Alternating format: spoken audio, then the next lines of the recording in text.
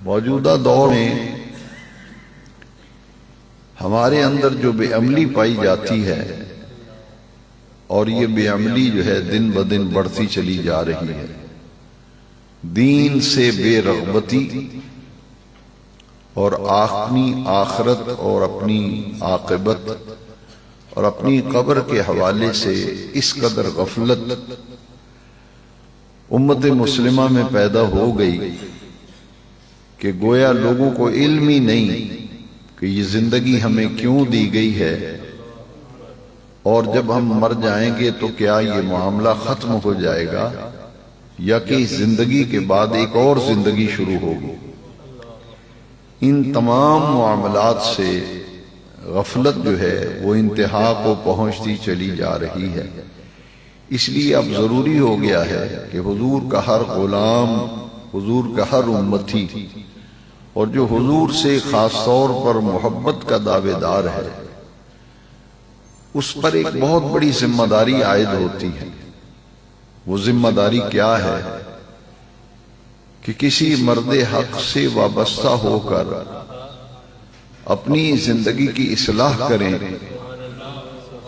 اپنی زندگی کو سنواریں، اور اگر ہو سکے تو دوسروں کی زندگی بھی سنواریں، نہیں تو کم از کم یہ تو ہو کہ اپنی عاقبت اور اپنی آخرت اور اپنی قبر جو ہے اسے تو بہتر بنا لیں۔ ہم نے اس دنیا کی زندگی کو کل سمجھ لیا ہے،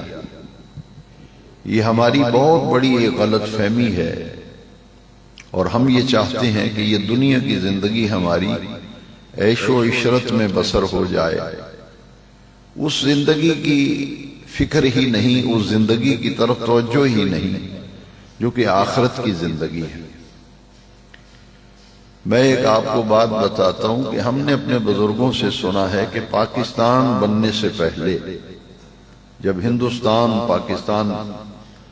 ایک ہی تھا، یہ تو 1947 میں 14 اگست کو 27 رمضان شریف کو پاکستان مارز وجود میں آیا تھا، تو 1947 سے قبل ہندوستان، یہ سارا ہندوستان ہی تھا، مسلمان، ہندو اور تمام مذاہب کے لوگ اکٹھے رہتے تھے۔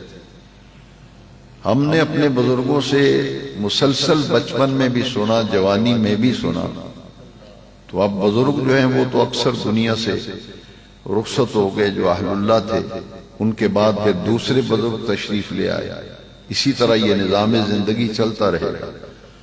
ہم نے ان سے سنا ہے کہ اگر کسی محلے میں سے آدمی گزرتا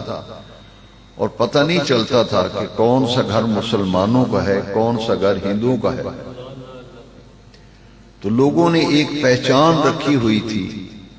کہ جس گھر سے فجر کی نماز کے بعد قرآن مجید کی آواز، تلاوت کی آواز آتی تھی، لوگ یہ سمجھتے تھے یہ مسلمانوں کا گھر ہے۔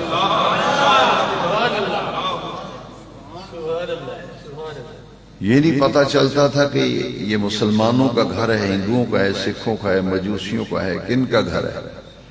تو جس گھر سے فجر کے وقت پانی بہنے کی آواز آتی تھی، نلکا ہوتا تھا اس زمانے میں، نلکے چلتے تھے تو آواز آتی تھی، تو لوگ سمجھ لیتے تھے یہ مسلمان کا گھر ہے، کیونکہ یہ نماز کی تیاری میں ہے۔ اور جس گھر سے چھوٹے چھوٹے بچے ٹوپیاں پہنے ہوئے قاعدے اور سپارے سینے سے لگا کے نکلتے تھے، لوگ سمجھتے تھے یہ مسلمان کا گھر ہے۔ اب حالت یہ ہے کہ گھروں کے گھر بے نماز ہیں، گھروں کے گھر بے نماز ہیں۔